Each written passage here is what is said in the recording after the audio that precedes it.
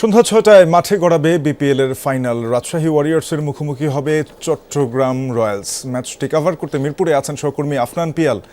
পিয়াল, আর কিছুক্ষণ পরেই তো বিপিএল এর ফাইনাল, বিশেষ কি আয়োজন থাকছে? শাফিন, ধন্যবাদ আপনাকে। বিশেষ যে আয়োজনটা থাকছে, ট্রফিটা, এই আসলে ট্রফিটা আমরা এখনো দেখতে পারিনি। সেই ট্রফিটা আনভেইল হবে 4:30টার দিকে।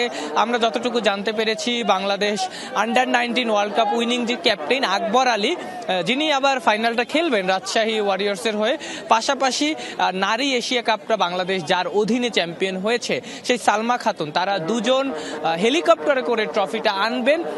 পাশাপাশি ম্যাচটা নিয়ে দর্শকরা বেশ উচ্ছ্বসিত।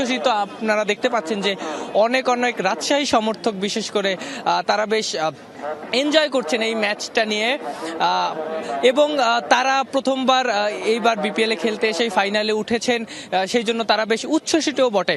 আমরা এক দুজন দর্শকের সঙ্গে কথা বলার চেষ্টা করি। ইনশাআল্লাহ তো আশাবাদী, রাজশাহী জিতবে, রাজশাহীর সাথে কেউ পারবে না ইনশাআল্লাহ, রাজশাহী উইল উইন ইনশাআল্লাহ। যেটা শুনতে পাচ্ছেন যে দর্শকরা অনেক বেশি আনন্দিত এই ম্যাচকে ঘিরে। আশা করা যাক দারুণ একটা ফাইনাল হবে।